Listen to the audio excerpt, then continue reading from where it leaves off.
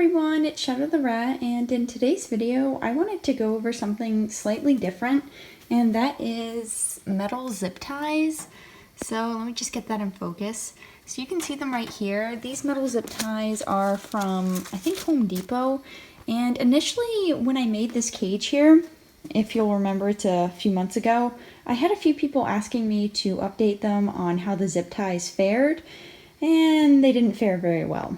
Well, actually, that's kind of a mistake because they did okay for the first few weeks. The rats totally ignored them, and then Espresso and Biscuit got it in their minds that they could chew the cage apart. Like, they just left alone every zip tie that was attaching stuff to the cage, but then they chewed all the zip ties that were like attaching the cages together, which kind of sucked.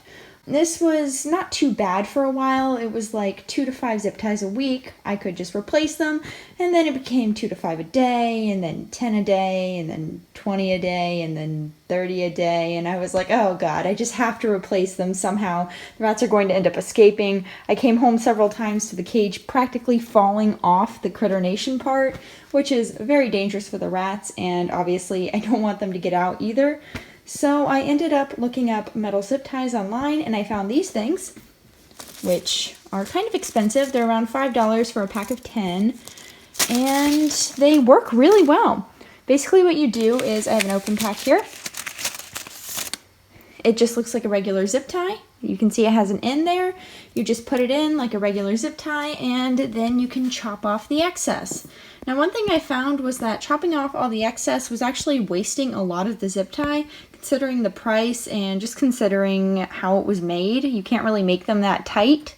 So what I ended up doing is something like down here, you can see I threaded the long metal part of this thing through there, so I would tie the zip tie like that, and you can see I can't make it tight, so then I would thread it through like that just to keep everything together. So yeah, that worked really well, and as of now I have had the cage metal zip tied like this for over a month, and it's been perfect. The rats can't chew out, they haven't been able to destroy any of the metal parts, and I haven't had to replace a zip tie in weeks. Oh, I'm so happy about that because 30 zip ties a day, just way too much time spent tying zip ties.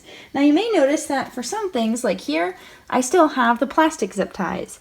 And there's a few reasons for this. You can see in the back I actually do have one metal one. I'm probably going to end up attaching metal zip ties to here, but like I said, they don't really tighten very easily. So you can make them kind of tight, but you can't make them as tight as a plastic zip tie, and that's kind of needed for holding this top on. So I'm probably going to keep using a combination of the plastic and metal ones on here.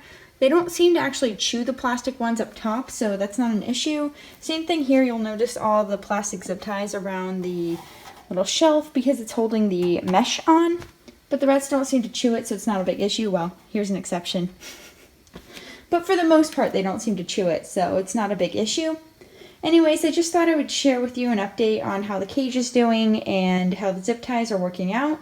And for anyone out there who wants to attempt something like this with adding cages together or just upgrading their cage in some sort of DIY fashion, I definitely recommend using these zip ties. So yeah, that's really all I have for you. I just wanted to share a tip on what I found that works.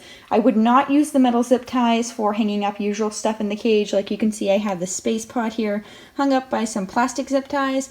Wouldn't use the metal ones for that because you couldn't get it out of the cage easily, and they're really expensive to be replacing every week or two. But other than that, they pretty much make a great addition to the permanent cage, and I really recommend them if you plan on doing something like this. So thank you for watching, and I hope you guys enjoyed. Bye!